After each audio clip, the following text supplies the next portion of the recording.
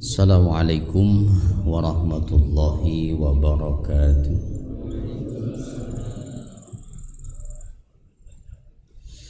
Bismillah, alhamdulillah, wassalatu wassalamu ala rasulillah wa ala alihi wa sahbihi wa man wala.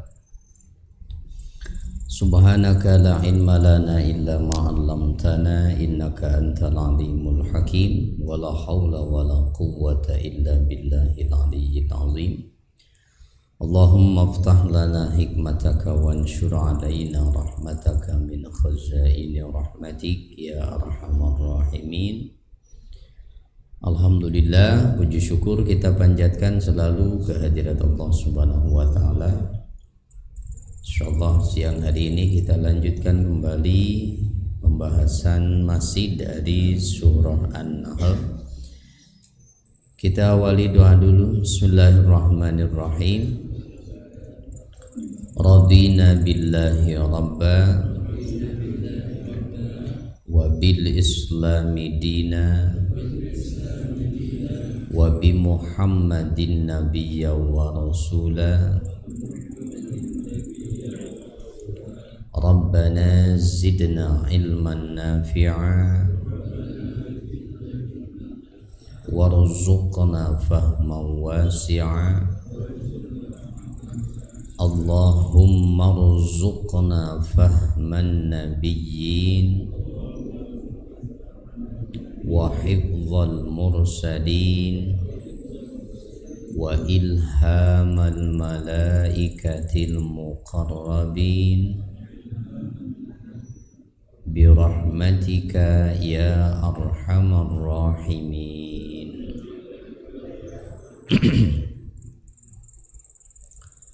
Baik, ayat 41 ya.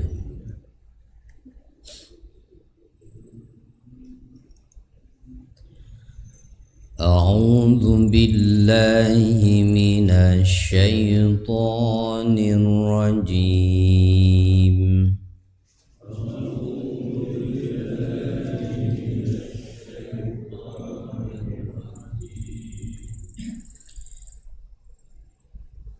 Bismillahirrahmanirrahim.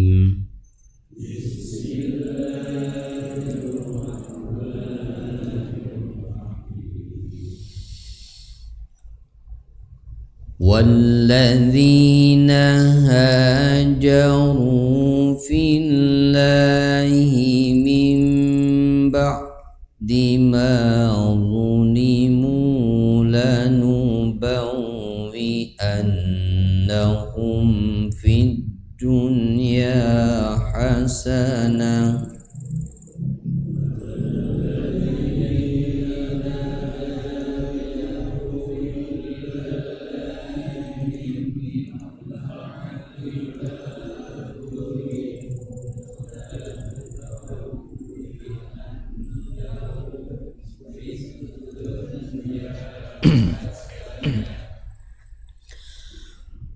وَلَأَجْرُ الْآخِرَةِ أَكْبَرُ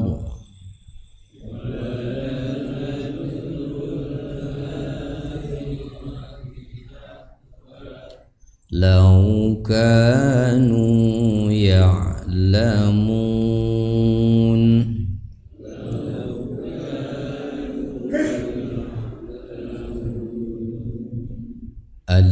الَّذِينَ صَبَرُوا وَعَلَى رَبِّهِمْ يَتَوَكَّلُونَ.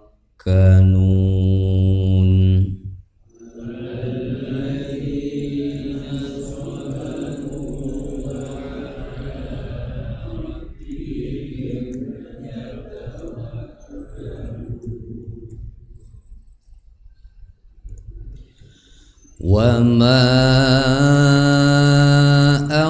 أَرْسَلْنَا مِن قَبْلِكَ إِلَّا رِجَالًا نُوحِي إِلَيْهِمْ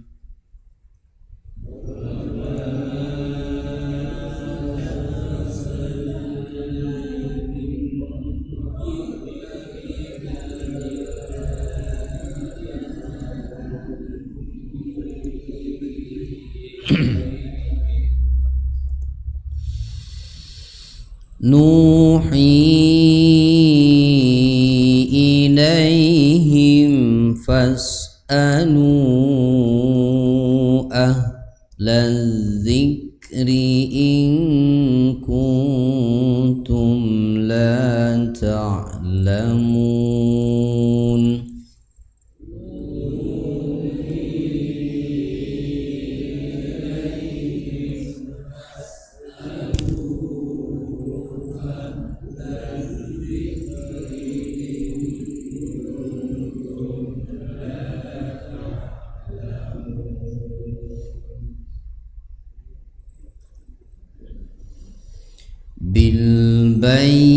بالبينات والزبر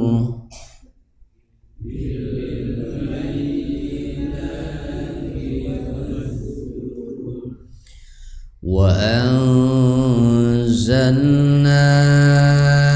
إليك الذكر لتبين للناس ما نزل إليهم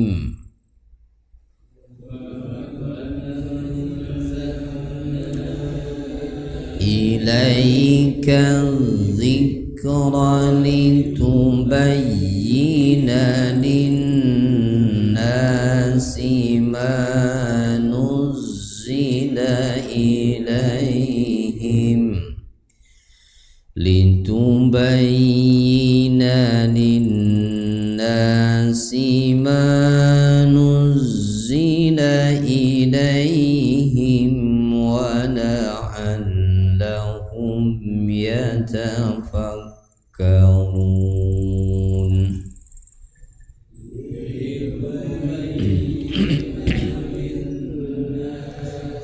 ما نزل إليهم ولعلهم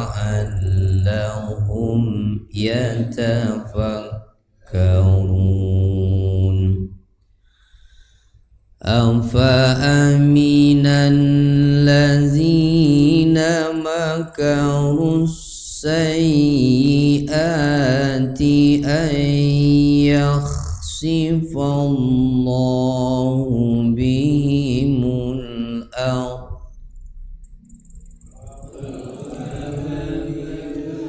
الذين مكروا السيئات أن يخسف الله بهم الأرض أن يخسف الله بهم الأرض أو يأتيهم العذاب من حيث لا يشعرون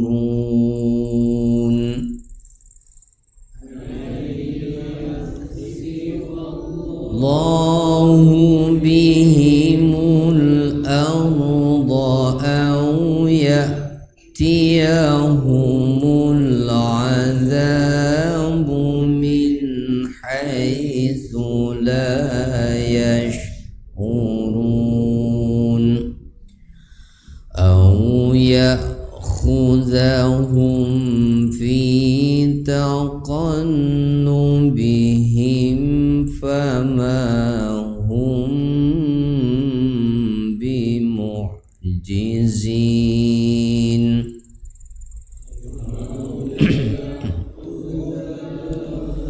في تقلبهم فما هم بمعجزين أو يأخذهم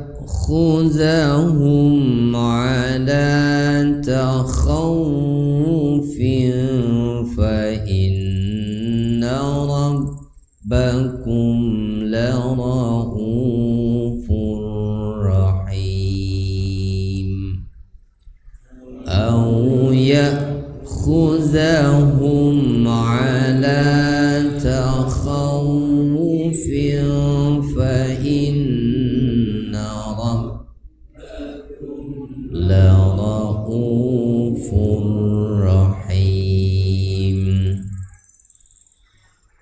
ولم يروا إلى ما خلق الله من شيء يتفيأ ظلاله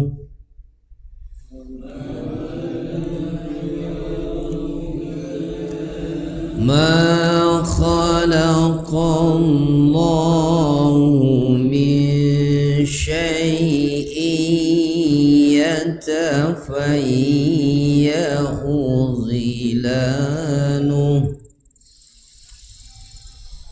يتفيأ ظلاله عن اليمين والشمائل سجدا لله وهم داخرون يتفيأ ظلاله عن اليمين والشمائل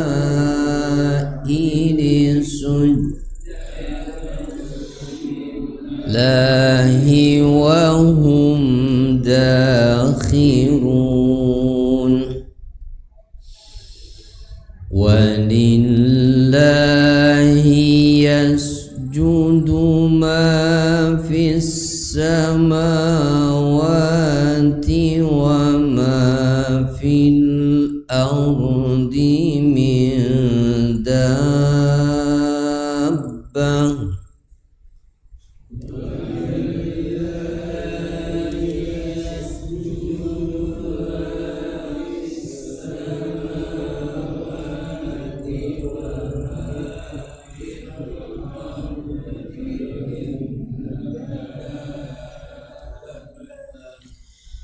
من دابة والملائكة وهم لا يستكبرون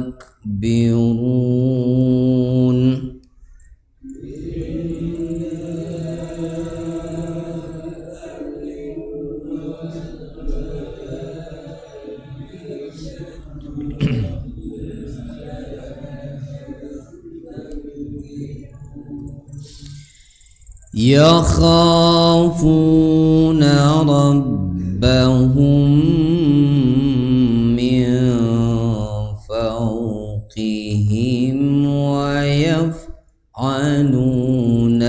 ما يؤمرون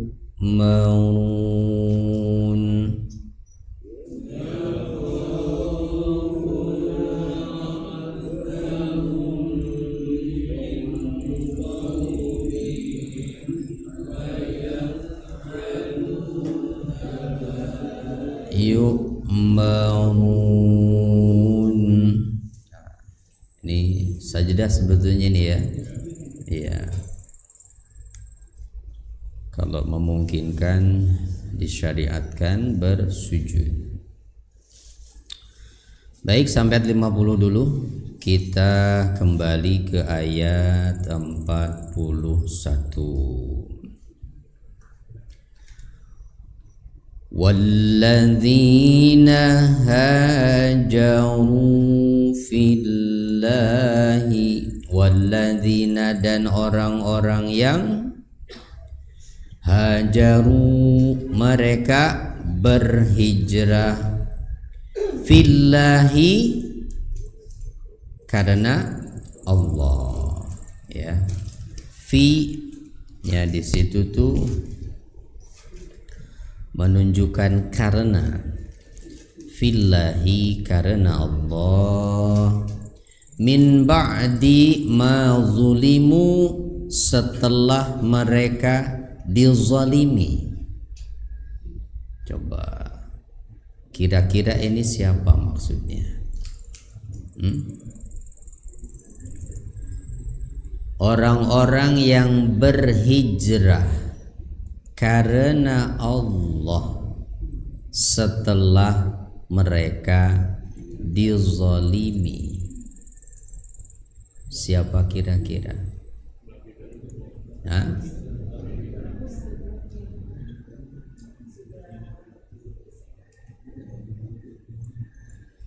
Mereka ini adalah orang-orang beriman dari penduduk Makkah saat itu, ya. Jadi ay kharaju min Makkata fi sabilillah nusratan lidini wa iqamati bainan nas. Orang-orang yang berhijrah karena Allah yang dimaksud adalah mereka yang keluar dari kota Mekah. Untuk apa? Apa motivasinya? Karena ingin menyelamatkan agama, ya. Fisabilillah, di jalan Allah. Nusratan lidinihi, demi untuk menolong agama Allah serta menegakkannya, mendirikan agama itu di tengah-tengah manusia lainnya, yaitu melaksanakan ajarannya. Begitu, ya. Nah, jadi mereka ini adalah berarti penduduk Makkah. Jadi setelah begitu banyaknya gangguan yang diterima oleh orang-orang yang beriman karena penentangan orang-orang musyrik, maka Allah mengizinkan melalui lisan Rasulnya bagi orang-orang yang beriman yang tertindas di Mekah untuk hijrah. Nah, di mana masih ingat hijrah yang pertama itu kemana? Ke Habasyah, Ethiopia, ya. Nah, dua kali dua periode tuh ke Habasyah. Lalu setelah itu hijrah ke Madinah. Itu fakhajara rijalun wa nisaun, maka kaum laki-laki dan wanita dari kalangan pengikut Rasulullah SAW pun berbondong-bondong hijrah dengan berkelompok-kelompok, enggak sekaligus, kan? Min daril kufri, dari negeri kafir. Nah, jadi Makkah saat itu masih sebagai darul kufri, negeri kafir, gitu. Dan mereka tidak berleluasa untuk melakukan ibadah di sana. Nah, maka Allah Ta'ala pun menurunkan firman-Nya ini bahwa orang-orang yang berhijrah karena Allah, gitu, ai fi zatillah, karena mencari ridha Allah, wa min ajli ibadatillah wa nusrati dini, serta demi bisa melaksanakan ibadah kepada Allah serta untuk menolong agamanya. Itu motivasinya, ya. Kenapa mau hijrah meninggalkan tempat kelahirannya jauh-jauh ke Madinah? Tidak ada tawaran apa-apa, tidak ada iming-iming apapun, tidak ada janji apapun dari Rasulullah Shallallahu Alaihi Wasallam. Jadi mereka semata-mata meninggalkan kota kelahirannya demi untuk mencari ridho Allah, demi untuk bisa melaksanakan ibadah kepada Allah, demi untuk menolong agama Allah. Bahkan setelah mereka dizalimi sebelumnya oleh orang-orang musyrik, itu bahkan ada yang sampai syahid, gugur, dibunuh oleh Abu Jahal, kan? Tuh, orang tuanya Yasir itu. Ammar, ya, orang tuanya Ammar yang namanya Yasir itu. Sahabat nabinya Ammar bin Yasir namanya. Lanubawwi annahum fid dunya hasanah. Nah, apa lanjutannya, lihat. Kata Allah di ayat yang tadi diturunkan itu, lanubawwi annahum, sungguh pasti kami akan memberikan tempat kepada mereka fid dunya, di dunia, hasanatan, yang baik. Nah, tempat yang baik di dunia ini loh. Ya, ini janjinya bukan di akhirat, fid dunia. Walaupun sebab turun ayat ini tentang penduduk Makkah yang dizalimi sehingga mereka tidak bisa leluasa melaksanakan ibadah, menjalankan agamanya dengan benar, dengan baik. Ingat, tetapi hukum yang berlaku pada ayat bersifat umum. Begitu? Artinya apa? Karena di ayat tidak disebut penduduk Mekah. Yang disebut apa? Orang-orang yang berhijrah karena Allah setelah mereka dizalimi. Umum tuh bahasanya. Maka artinya ayat ini juga berlaku bagi siapa saja umat Islam yang berada dalam kondisi yang sama seperti penduduk Mekah.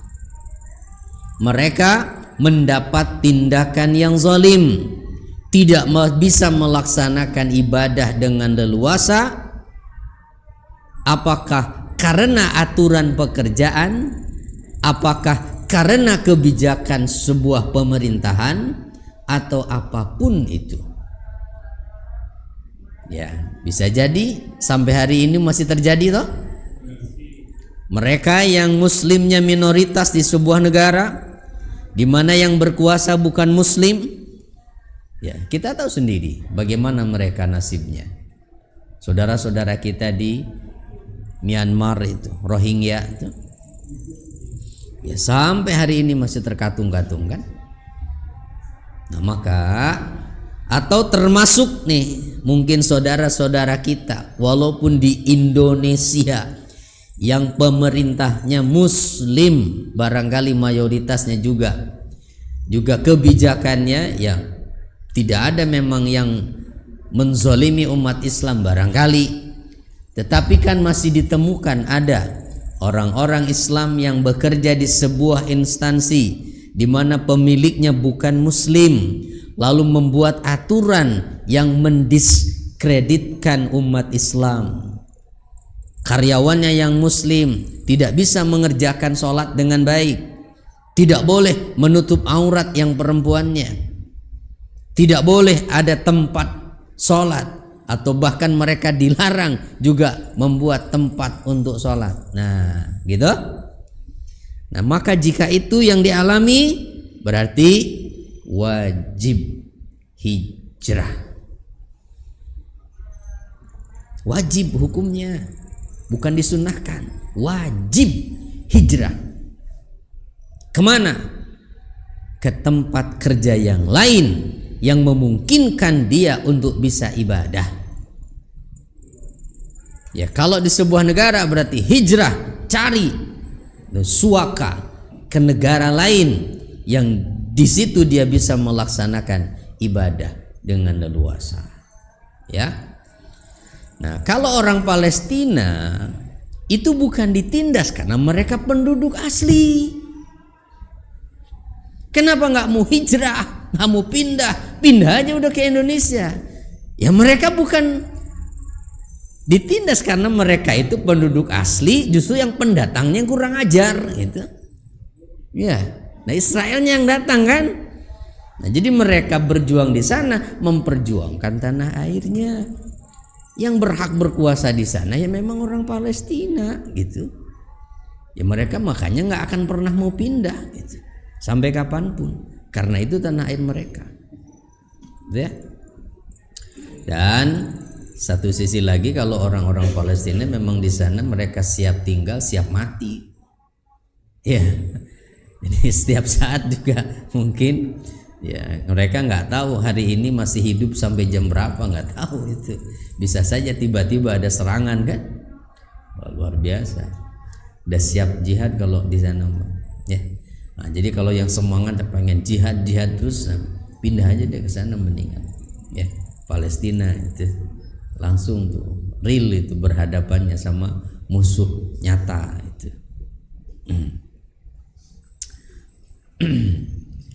Baik. Nah, berarti yang seperti tadi pun tuh, seorang muslim yang bekerja di sebuah perusahaan atau apapun itu yang kebijakan perusahaannya merugikan umat Islam, ya jangan merasa betah di tempat seperti itu. Ya kalau yang malas sholat mah kan merasa jadi alasan. Ya. Memang dasarnya juga dia malas sholat, tambah lagi peraturan tempat kerjanya nggak boleh sholat, ya alhamdulillah gitu. Kalau yang malas mah ya. Nah, tapi buat orang-orang yang teguh imannya nggak akan betah pasti hatinya, ya kerja di tempat seperti itu walaupun gajinya besar. Karena yang dicari oleh orang beriman dari pekerjaan apapun itu, dari penghasilan apapun, bukan jumlahnya tapi barokahnya, ya barokah. Insya Allah walaupun gajinya nggak seberapa, penghasilannya nggak seberapa, tapi bisa tetap melaksanakan ajaran agama dengan baik. Jadi motivasinya adalah ingin menolong agama, kan berarti pengen bisa ibadah dengan tenang. Maka insya Allah Allah akan berikan keberkahan itu, ya jangan ragu. Lah ini kan janji dari Allah dah, lanubawwi'annahum fid dunya hasanah, pasti kami akan tempatkan mereka di tempat yang baik di dunia ini loh, ya di dunia, bukan di akhirat. Jadi kalau siap, berani hijrah, meninggalkan tempat kerjanya yang seperti tadi itu, jangan takut akan sulit mencari pekerjaan lainnya. Kenapa? Orang yang cerdas itu kan nggak akan kesulitan itu mencari tempat untuk bekerja. Walaupun dia di rumah juga kan masih bisa begitu yang dia lakukan. Apalagi kita tinggal di Indonesia, sumber daya alamnya itu melimpah ruah yang di negara-negara lain nggak ada. Apa yang nggak ada di kita? Sumber kekayaan alamnya banyak sekali lah. Nah iya, apa aja ada. Sampah saja bisa jadi duit, kasarnya kan begitu. Lah iya, terus alasan apa? Begitu. Ya karena kita suka membatasi sih yang namanya kerja itu jadi karyawan begitu. Nah ya kalau kerjaan yang lain yang bukan di kantoran mah itu nggak kerja itu mungkin ya. Pandangannya begitu kebanyakan orang tuh. Oh apalagi kalau jadi PNS, wah enak itu, dapat seragam nanti dapat pensiun kan. Iya. Nah iya, iya kan. Bayangannya kan cuma itu aja tuh.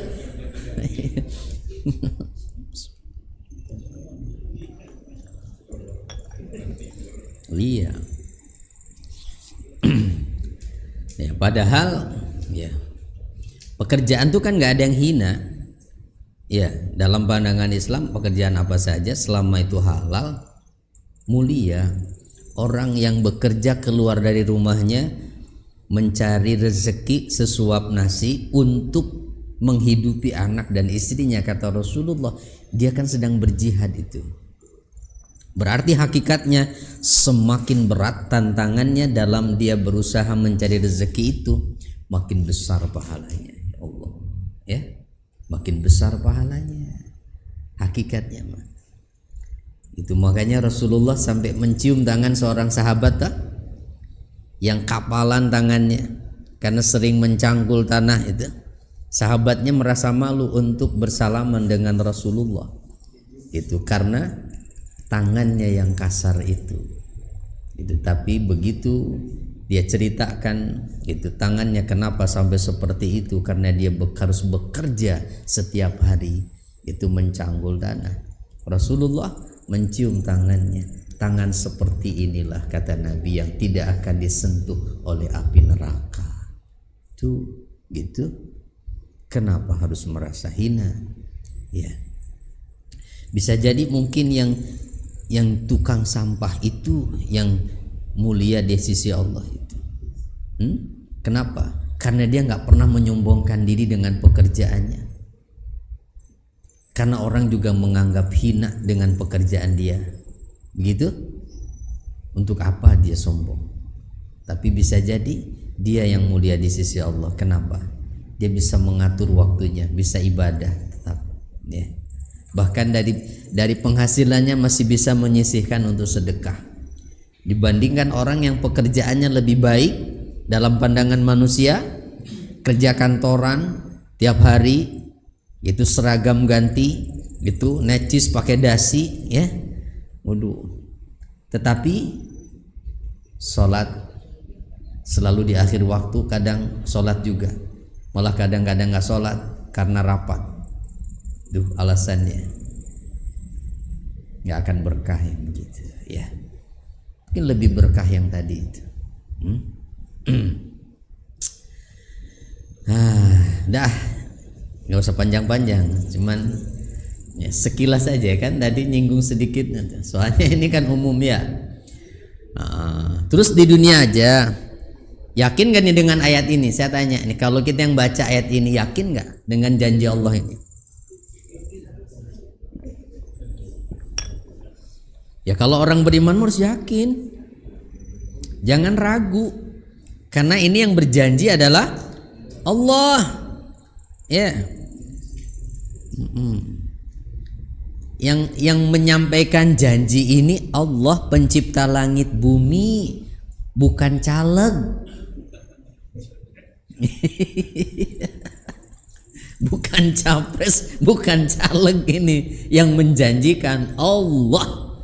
Ya, siapa saja yang hijrah karena Allah, setelah ia dizolimi, setelah mereka dizolimi dengan aturan, dizolimi dengan kebijakan apa saja, kan berarti gitu tadi gambarannya. Kami akan tempatkan dia di tempat yang baik di dunia ini. Masa masih nggak percaya, kurang yakin, ya? Ayo, gitu, hijrah. Mumpung masih Muharram, masih baru tahun baru ini. Itu, ya. Kalau masih ada yang merasa gitu perlu hijrah, ayo, itu, ya, perkuat semangatnya. Wala ajrul akhirati akbar, bahkan masih di akhirat juga dapat pahala yang lebih besar. Lau kanu ya'lamun, kalau saja mereka mengetahui itu. Sayangnya banyak yang tidak tahu atau pura-pura tidak tahu. Atau tidak mau tahu, bodoh amat.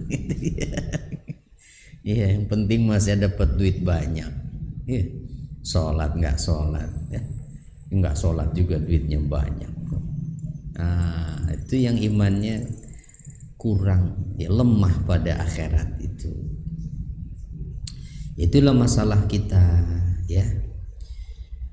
Jadi mau seperti apa generasi kita ke depan yang menggantikan bapak ibu hari ini, ya tergantung seberapa kuat iman mereka dengan akhiratnya, gitu.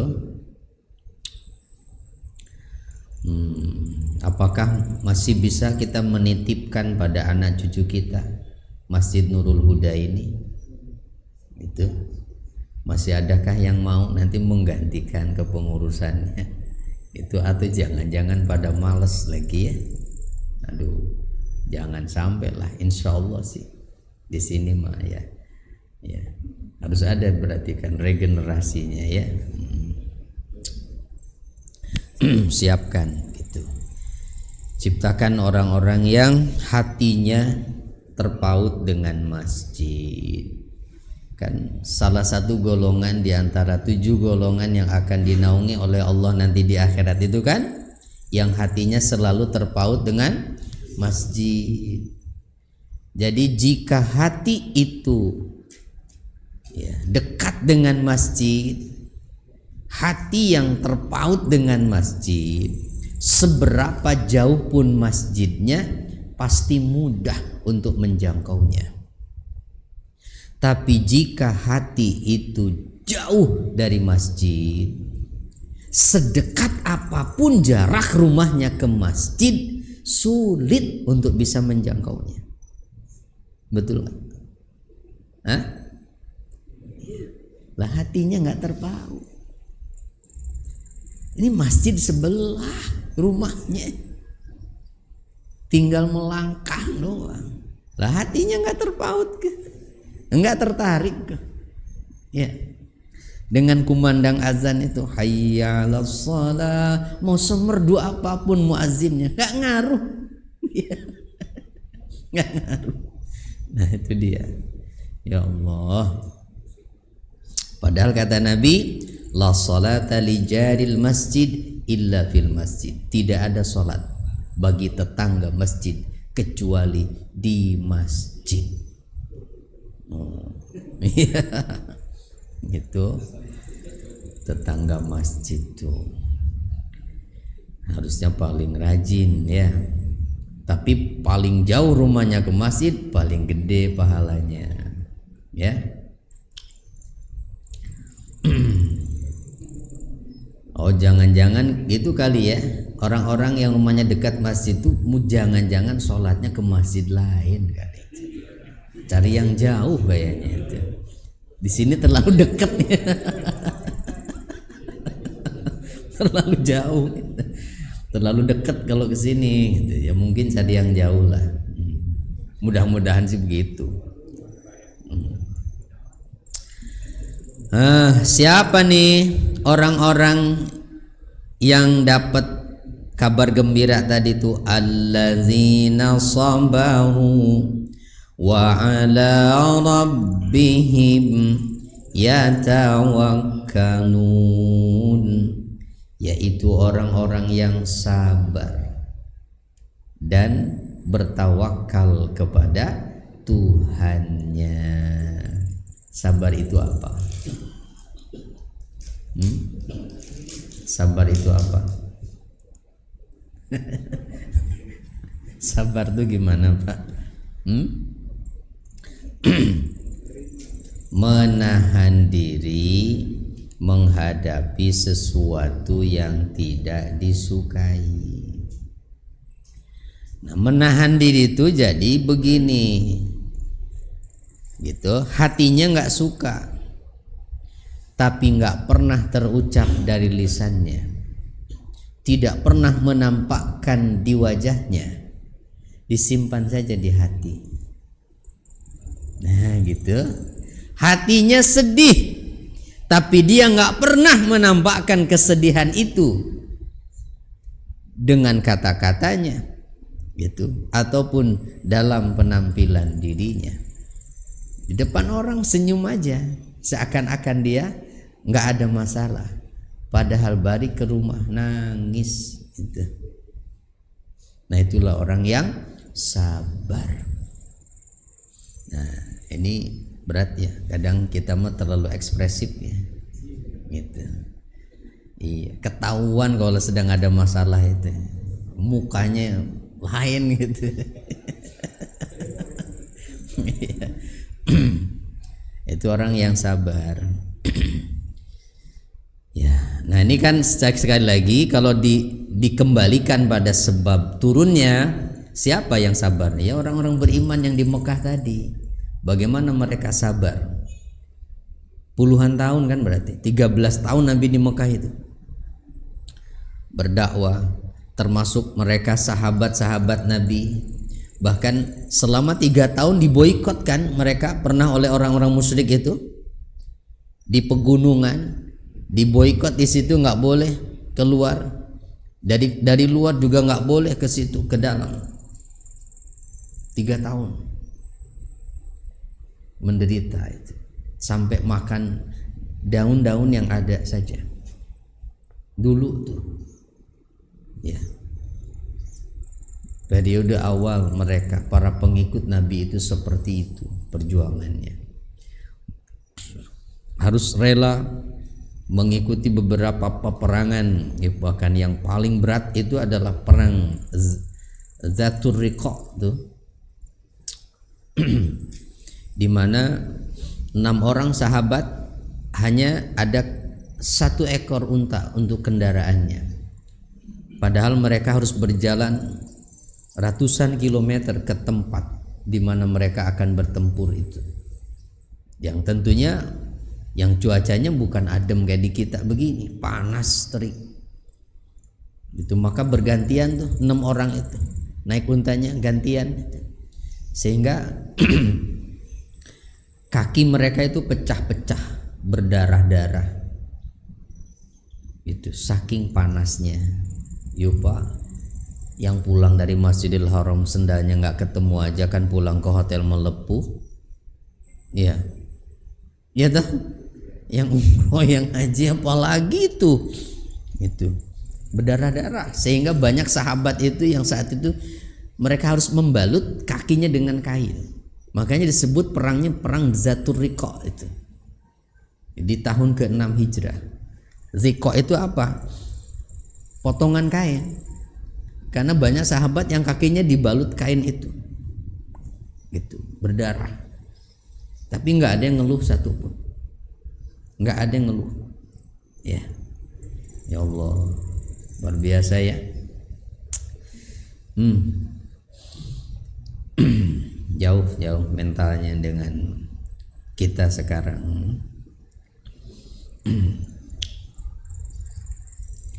Wa ma arsalna min qablika illa rijalan nuhi ilaihim. Kami tidak mengutus sebelum engkau Muhammad. Nah, ini ayat ditujukan kepada Rasulullah sallallahu alaihi wasallam. Kami tidak mengutus sebelum engkau Muhammad kecuali laki-laki yang kami beri wahyu kepada mereka. Nah, ini ayat juga sekaligus menyatakan berarti tidak ada nabi dan rasul kecuali laki-laki. Itu nggak ada nabi perempuan kan? Nggak ada, ya. Gitu. Cuma di Indonesia ada yang ngaku nabi perempuan. Ya. Tahu. Masih nggak itu ajarannya itu? Ya. Ya mudah-mudahan tobat lah. Ya. Oh ngasan cuman tukang bunga itu, tukang merangkai bunga itu. Ujung-ujung aku dapat wahyu.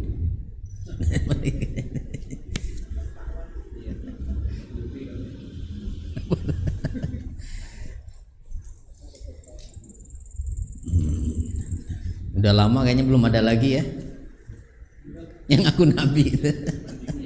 Udah lama. Sekarang lagi ribut yang menyimpang itu.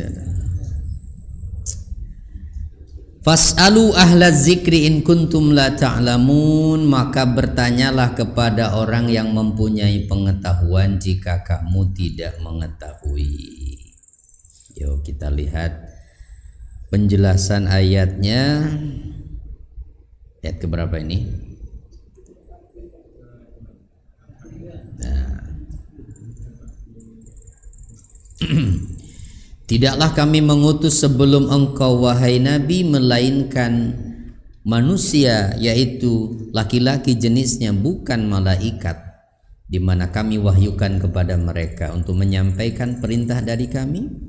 Maka tanyakanlah, hei orang-orang musyrik. Nah, khitabnya perintah untuk bertanya itu adalah kepada orang-orang musyrik. Asalnya nih, hei orang-orang musyrik yang mengingkari gitu kenabian Muhammad, yang mengingkari kebenaran Al-Qur'an, al-munkiruna an yakuna rasul basyara, yang juga mengingkari bahwa utusan Allah itu manusia. Mereka akan minta, kalau memang benar coba utus malaikat deh pada kami, jangan manusia ya. Muhammad sama-sama manusia kayak kami, sama-sama makan begitu, masa iya harus ngikutin dia gitu. Coba deh utus malaikat gitu. Malah diutus malaikat juga belum tentu mereka mau taat ya. Nah maka is'alu ahla zikri, tanyakan kepada orang-orang yang mengerti. Itu ahlul zikri itu ahlul kitab, maksudnya Jadi asalnya nih, asal ayatnya nih ditujukan kepada orang musyrik yang mengingkari bahwa Rasul itu tidak pantas manusia.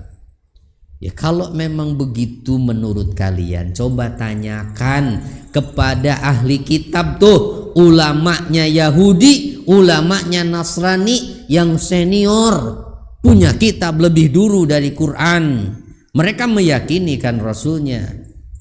Apa ada itu utusan Allah sebelumnya itu yang malaikat, bukan manusia. Nah, asalnya tuh ayat tuh ke sana arahnya nih.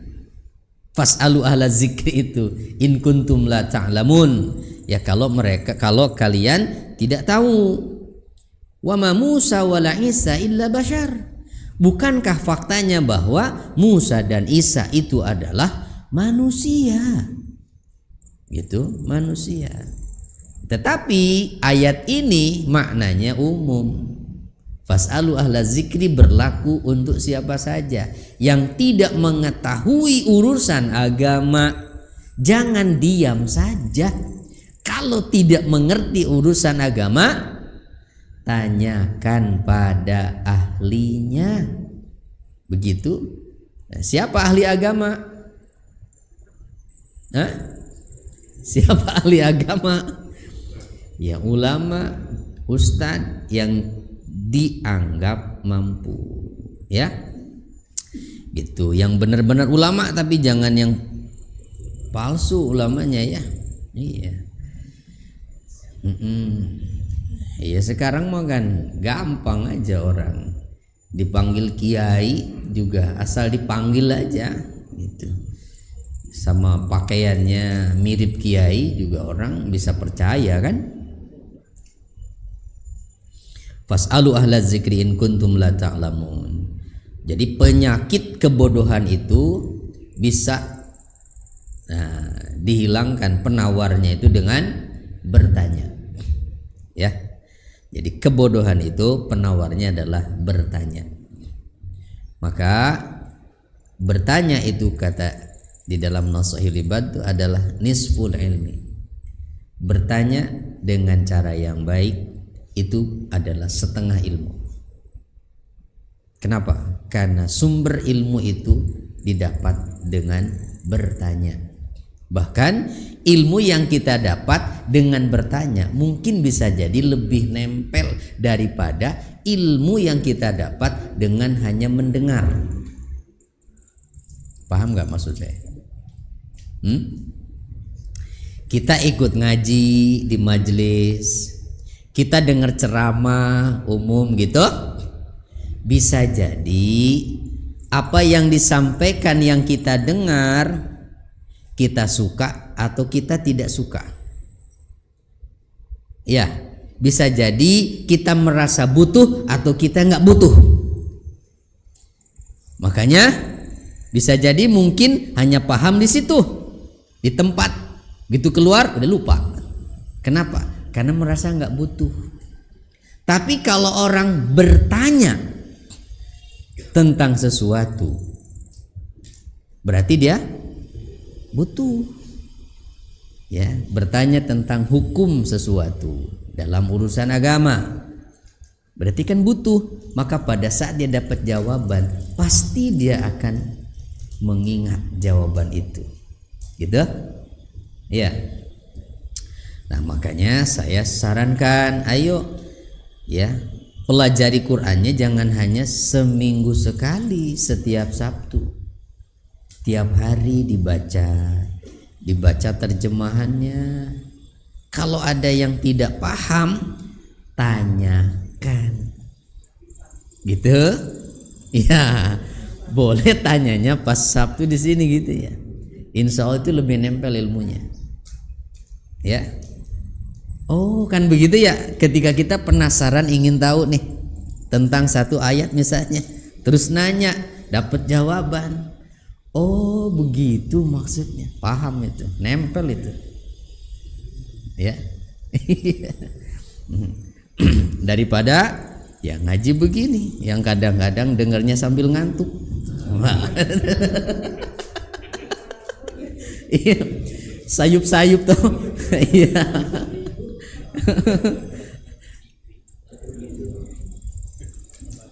Aduh, masya Allah. Lanjut lagi. Bil bayyinati waz zubur. Apa lanjutannya? Bil bayyinati waz zubur. Kami mengutus mereka, para utusan Allah tadi itu, dengan membawa bukti-bukti yang jelas berupa mukjizat serta kitab-kitab. Zubur tuh dimaknai di situ kitab. Asalnya lembaran artinya. Maksudnya kitab suci. Jadi bukan hanya Zabur yang dimaksud, tetapi kitab suci, ya.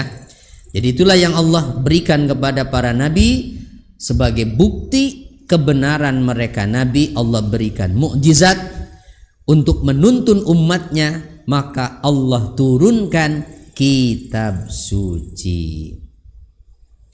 Wa anzalna ilaika dzikra, dan kami telah menurunkan kepadamu wahai nabi apa? Az-zikra, yaitu Al-Qur'an. Nama lain dari Al-Qur'an adalah Az-Zikr. Untuk apa? Litubayyina linnas, agar engkau bisa menerangkan, menjelaskan Quran itu melalui sabda-sabdamu, melalui contoh perbuatanmu, gitu. Jadi Quran ini adalah buku panduan, juklaknya Nabi. Petunjuk pelaksanaan dari Quran itu ada pada Rasulullah Sallallahu Alaihi Wasallam. Maka Quran dan Sunnah itu tidak akan bisa dipisahkan. Apa yang belum jelas dari Quran, cari dalam hadis. Penjelasan Nabi apa tentang ayat itu? Banyak ayat Quran yang diterangkan melalui hadis. Gitu. Ma nuzzila ilaihim wa la'allahum yatafakkarun. Apa yang telah diturunkan kepada mereka dan agar mereka memikirkan, agar mereka berfikir. Dan memikirkan apa maknanya? La'allahum yatafakkarun ay fa ya'rifuna sidqa ma tahum bihi fayu'minu, agar mereka itu berpikir. Orang musyrik lagi nih sasarannya, supaya orang-orang musyrik itu mau mikir, jadinya mereka tahu bahwa apa yang kau bawa itu benar, akhirnya mereka mau beriman. Begitu. Jadi ayat-ayat ini pada dasarnya berarti Allah mau mempertegas kebenaran wahyu yang diturunkan kepada Nabi, ya, sekaligus menegaskan tentang kenabian beliau. Begitu. Nah, sampai dengan ayat ini kita lihat dulu makna ayatnya atau kandungan ayatnya dari 41 sampai dengan 44. Apa saja? Yang pertama, menunjukkan keutamaan hijrah dan wajib hukumnya ketika seorang mukmin dalam keadaan tertindas dan tidak memungkinkan baginya untuk melaksanakan ibadah. Dan ini berlaku kapan saja, dimanapun. Ya, jadi kalau satu saat negara Indonesia ini berubah, misalnya yang memerintah adalah orang-orang zalim, melarang kita untuk sholat, masjid-masjid dihancurkan, nggak boleh ada masjid, misalnya begitu. Misalnya, nauzubillah ya, insya Allah nggak akan sampai segitunya lah kayaknya. Insya Allah kita masih kuat jumlahnya, ya. Ya, tapi kalau sampai begitu, bahkan banyak yang murtad, yang masih muslim tinggal sedikit misalnya, banyak yang nggak kuat tuh, akhirnya pada pindah agama. Nah, maka siap kita hijrah ya. Itu. Nah iya, ya, tapi insya Allah itu nggak akan sampai lah, ya.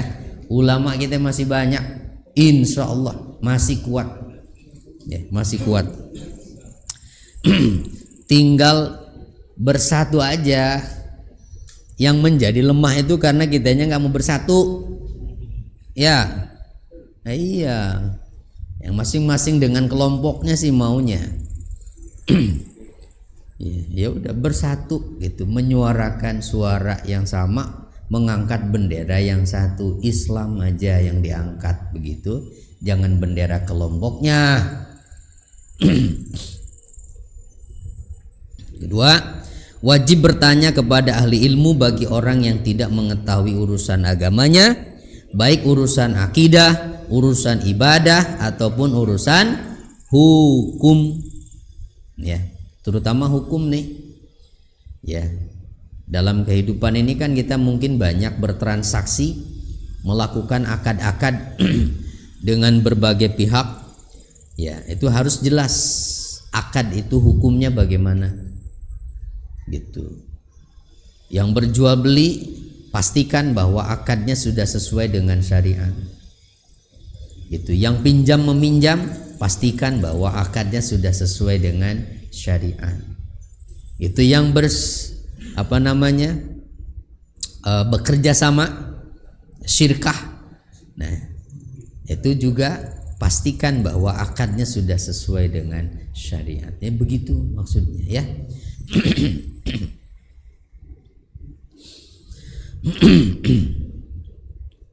Lanjut, apalagi masih ada. Ketiga, perlu adanya sunnah. Jadi ini nggak bisa dipisahkan ya. Karena ada kelompok yang disebut sebagai ingkarus sunnah, orang-orang yang mengingkari sunnah. Nggak perlu pakai sunnah-sunnah, udah langsung aja Quran gitu.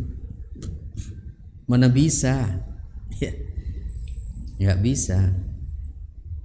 Mungkin dengan alasan bahwa Nabi Muhammad kan manusia, bisa aja salah. Kalau Quran mah wahyu Allah, pasti murni bener itu. Kayaknya bener tuh mikir ya. Tapi kebelinger itu. Bahwa Nabi Muhammad memang manusia, tapi tidak seperti manusia umumnya. Beliau dijaga oleh Allah. Ya, maksum kan? Ketika melakukan kekeliruan sedikit saja langsung ditegur oleh Allah, diluruskan. Itu bedanya. Kalau kita mah nggak ada yang negor. Kalau belum sadar sendiri mah nggak ada yang negor kita. Nah, yang menjelaskan hal yang masih bersifat mujmal, yang umum dalam Al-Quran, juga yang menjelaskan makna-makna yang terkandung pada ayat-ayatnya. Afa aminal ladzina makarus sayyi'at ayyakhsifallahu bihimul arda aw ya'tiyahumul azab. Apakah orang-orang yang membuat tipu daya yang jahat itu merasa aman dari bencana dibenamkannya bumi oleh Allah bersama mereka, atau terhadap datangnya siksa kepada mereka dari arah yang tidak mereka sadari? Min haitsu la yash'urun. Adakah kiranya mereka merasa aman dari itu? Gitu. Nah, ini tentu nggak usah dijawab. Karena jawabannya udah pasti, tidak ada yang merasa aman. Tidak ada yang aman dari azab Allah itu. Nah, jadi ayat ini apa aminani adalah takhwiful musyrikina wa tazkiruhum la'allahum yarji'una bitaubati minasyirik. Jadi ayat ini adalah takhwif. Apa takhwif itu? Menakut-nakuti orang-orang musyrik serta memberi mereka peringatan agar mereka diharapkan tobat dari perbuatan syiriknya serta dari penentangannya terhadap kenabian Nabi Muhammad serta terhadap keyakinan adanya hari kebangkitan dan pembalasan. Kan itu yang nampak sekali dari sikap orang-orang musyrik itu. Apakah kiranya mereka merasa aman? Itu yang berbuat makar buruk itu, tipu daya itu. Dari apa? Dari keadaan bahwa Allah akan membenamkan bumi bersama mereka. Khosab itu dibenamkan. Bentuknya bisa macam-macam. Apakah dikasih gempa bumi, longsor sehingga yang tadinya di atas menjadi terkubur dengan tanah, atau dikasih likuifaksi begitu, buminya bergeser kan? Itu seperti yang tempo hari mana itu? Palu ya. Nah, repot itu kan tuh lurahnya itu kalau udah begitu. Ini batasnya di mana yang punya si A si B itu? Udah nggak jelas lagi itu. Iya. Orang geser tanahnya itu. Ya bisa begitu.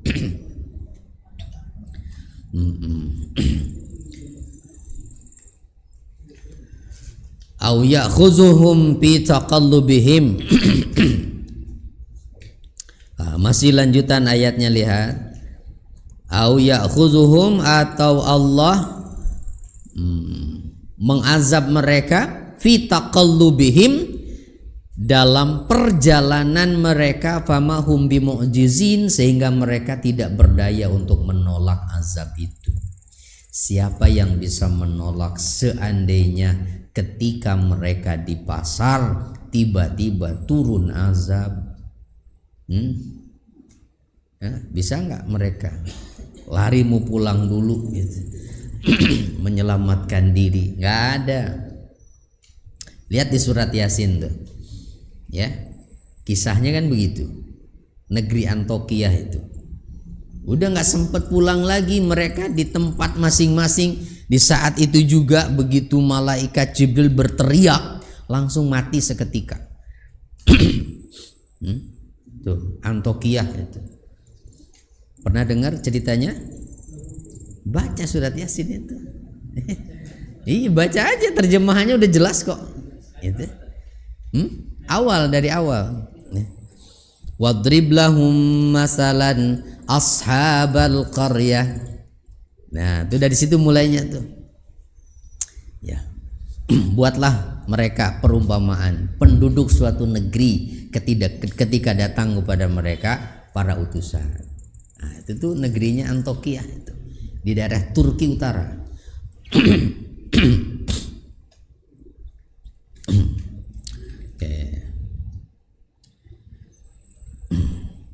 Mereka nggak berdaya fi tijaratihim wa asfarihim zahibina ayibina min baladin ila balad. Jadi nggak akan bisa lagi berbuat apa-apa kalau Allah menghendaki datang, ya, ajal mah. Gitu. Yang sedang di pesawat, kalau tiba-tiba pesawatnya Allah menghendaki jatuh, kan nggak bisa apa-apa. Nggak berdaya. Tiba-tiba datang angin topan misalnya, yang di atas kapal itu tiba-tiba datang badai begitu, bisa apa? Udah nggak bisa apa-apa, ya, nggak bisa apa-apa. Dan kalau sudah datang, makan banyak manusia juga yang sadar gitu. Boro-boro udah datang azab kayak begitu, baru goyang-goyang dikit aja udah langsung ya Allah gitu ya, Allahu Akbar katanya. Begitu berhenti mah gempanya, denger azan diem baik.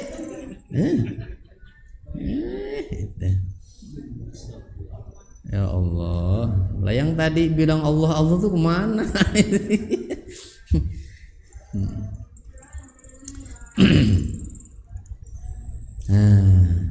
Au ya'khuzahum ala takhawufin, atau Allah mengazab mereka dengan kekurangan secara berangsur-angsur sampai binasa. Ya, takhawuf itu begitu tuh, dikurangi dikit-dikit itu ya sampai binasa. Fa inna rabbakum la raufur rahim, sungguhnya Tuhanmu maha pengasih lagi maha penyayang.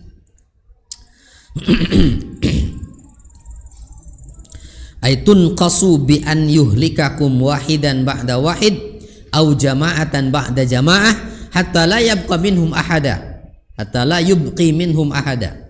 Jadi takhawuf itu begini, Bu. Allah mengazab mereka dengan cara yang menakutkan. Bagaimana cara Allah mengazabnya? Dikurangi mereka satu demi satu. Itu ngeri banget ya. Satu demi satu begitu dicicil oleh Allah tuh. Satu demi satu kena wabah, kasih penyakit, meninggal. Kan begitu coba kemarin waktu ada Covid. Ngeri kan kita? Yang di rumah aja takut, yang di rumah kena begitu. Takut ketularan. Iya. Itu takhawuf tuh begitu. Gitu. dibikin menakutkan oleh Allah tuh azab satu-satu, satu kelompok sampai akhirnya Allah tidak menyisakan satupun. Bisa kalau Allah menghendaki. Kopi itu nggak ada apa-apanya. Ya, kalau Allah mau menurunkan wabah yang lebih dahsyat dari itu mah. Tuh. Makanya ya bergantung yang kuat itu ya hatinya kepada Allah Subhanahu wa taala. Tuhan kalian itu Maha Penyayang, Maha Penyantun, Rauf itu ya. Kalau Allah mau aduh, yang nggak pernah sholat Jumatan itu langsung aja dibikin jadi monyet gitu. Kayak umatnya Nabi Musa itu yang nggak mau ibadah hari Sabtu, ya kan? Ya tapi kan enggak, Allah hilim sifatnya Allah tuh, enggak langsung mengazab gitu, masih dibiarin aja itu pada nggak sholat Jumat juga. Kalau kayak umatnya Nabi Musa makanya banyakan monyet daripada manusia itu. Ya, banyakan yang nggak Jumatan itu. Awalam yarau ila ma khalaqallahu min syai'. Nah, lanjut ayatnya. Awalam yarau ila ma khalaqallahu min syai'. Apakah mereka tidak memperhatikan segala sesuatu yang diciptakan Allah? Yatafayya'u zilaluhu anil yamini wasyama'ili sujjadan lillahi wa hum dakhirun. Bayang-bayangnya berbolak-balik ke kanan dan ke kiri dalam keadaan sujud kepada Allah, sedangkan mereka rendah hati. Makhluk-makhluk Allah yang lain ini maksudnya. Ya, coba perhatikan, bukankah batu itu adalah ciptaan Allah? Bukankah pepohonan itu juga ciptaan Allah? Bukankah gunung-gunung itu ciptaan Allah? Memang kelihatannya mereka nggak bergerak, bayangannya yang bergeser ke kanan ke kiri kan tergantung posisi matahari. Tapi pada hakikatnya mereka itu bersujud pada Allah, taat pada aturannya. Ketika Allah menghendaki satu saat gunung itu meletus, tidak ada yang bisa menolak itu. Makanya di surat Al-Baqarah kan ada, tidaklah ada itu pepohonan atau daun yang ranting pohon jatuh termasuk batu yang meluncur dari ketinggian kecuali itu dengan kehendak dan perintah dari Allah Subhanahu wa taala. Itulah sujudnya makhluk-makhluk selain manusia, ya. Itu. Jadi sujudnya itu dalam makna tunduk pada apapun kehendak Allah.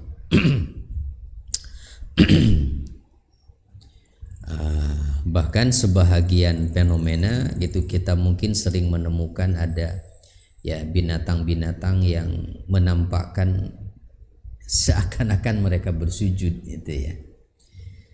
Di Masjidil Haram seringkali tuh ada orang nemu ada burung merpati yang lagi nekuk gitu kepalanya tuh ya diem aja tuh di atas karpet itu. Ya wallahu alam, dia kan nggak punya akal ya, entah kenapa lagi pusing apa kenapa nggak tahu tuh ya. Tapi burung sih nggak ada yang stres pak ya, burung mah nggak ada yang stres mikirin gimana saya makan sekarang, nggak ada ya.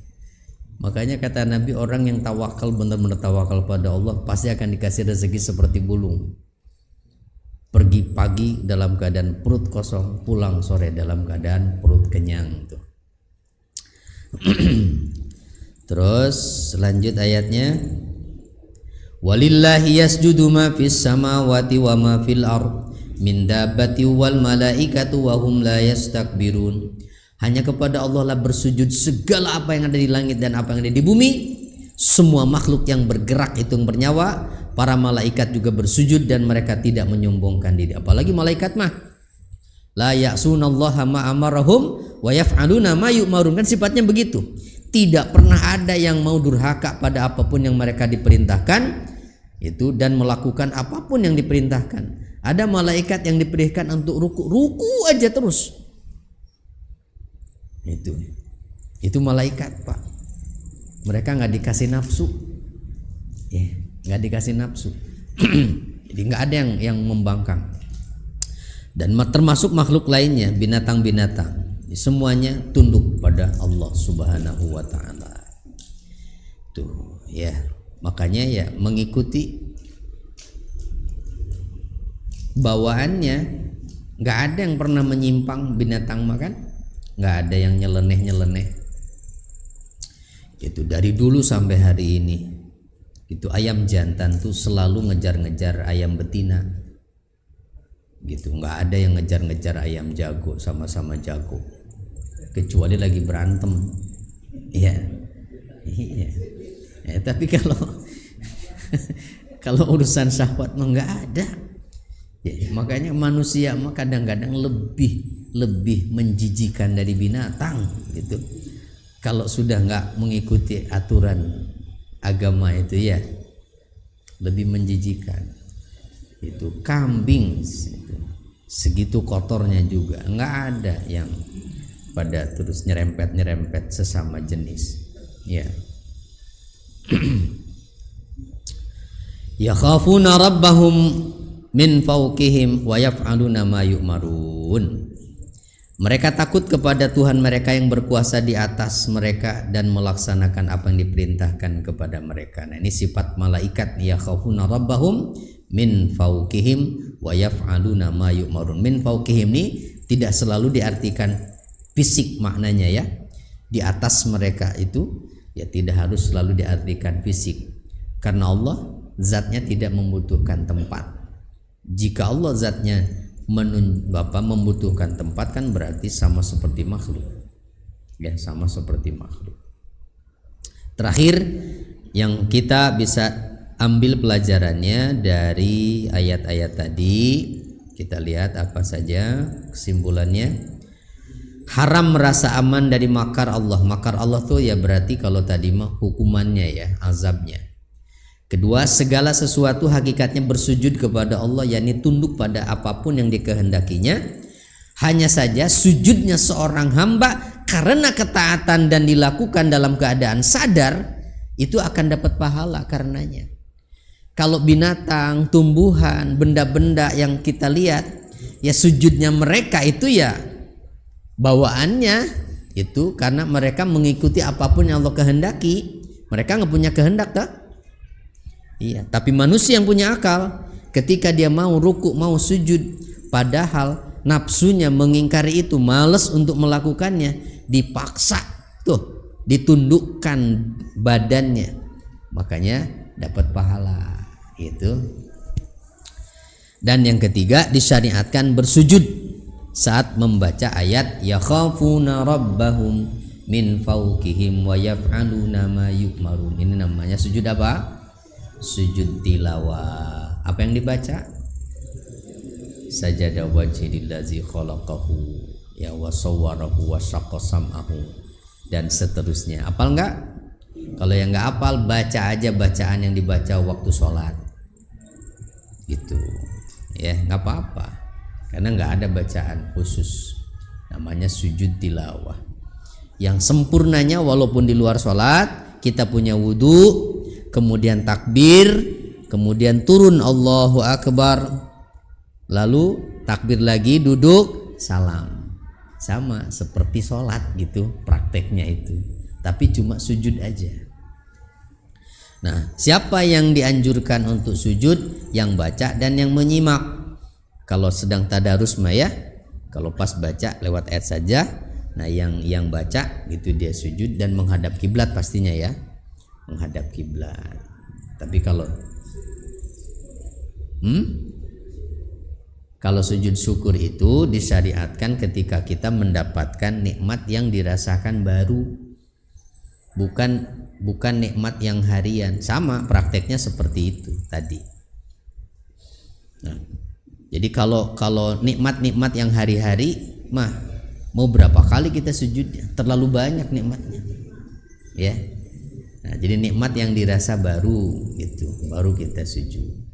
Tiba-tiba bapak dapat rezeki nomplok gitu, oh dapat hadiah 1 miliar, nah, gitu misalnya, tuh, wah, aduh, nih langsung daftar haji ya, atau langsung nyari travel mau berangkat umroh. Alhamdulillah, sampai berapa tadi? 50 ya. Sampai 50. Mudah-mudahan bermanfaat ya. Ya.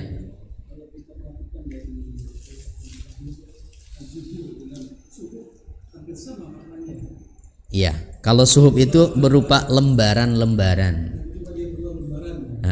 Sama Zubur juga tadi itu asal maknanya sih lembaran-lembaran. Tapi kadang kalimat itu digunakan untuk mengungkapkan kitab suci secara umum. Sama seperti Alkitab. Alkitab itu adalah sebutan yang umum untuk kitab suci apapun. Mau Taurat, mau Injil, mau Quran, kadang Allah menyebut Alkitab, ya. Nah, suhuf. Nah, kalau suhuf itu ada yang juga di luar kitab suci, ya, seperti Nabi Ibrahim itu menerimanya suhuf itu, ya. Suhuf itu. Kan enggak dikenal kan ada kitab sucinya Nabi Ibrahim. Nah, yang kitab suci itu Nabi Musa, ya, Nabi Daud, ya. Nabi Daud Zabur, Nabi Musa Taurat, Nabi Isa Injil, Nabi Muhammad Al-Qur'an. Nah, selebihnya itu ya suhuf itu. Suhufi Ibrahim wa Musa. Nah, itu. Nah, kalau Nabi Musa menerima Tauratnya dalam bentuk apa? Ini batu bertulis. Ada 10 lempeng kan? Ya. Jadi ya memang sudah ada di situ tertulis gitu. Ya, yang 10 perintah itu. Bukan. Jadi sudah ada di situ di sana. Ya. Nah, makanya orang-orang musyrik Mekah juga mintanya kayak begitu. Pengennya tuh gitu. Coba kamu naik ke langit sana, nanti turun lagi membawa kitab yang bisa kami baca, katanya gitu. Ya, ada aja. Ada banyak permintaan mereka, nanti di surat Isra akan ketemu, ya. Setelah An-Nahl Al-Isra kan? Nah, akan ketemu. Apa sih yang mereka tuntut itu dari Nabi itu sebagai bukti kalau menurut mereka gitu, yang mereka minta itu untuk membuktikan bahwa Nabi Muhammad itu Nabi, banyak. Kalau nggak salah ada 6 yang mereka minta itu, ya. Ya nanti insya Allah selesai An-Nahl, jangan kemana-mana, ya. Tetap di sini. Subhanakallahumma wa bihamdika asyhadu an la ilaha illa anta astaghfiruka wa atubu ilaik. Assalamualaikum warahmatullahi wabarakatuh.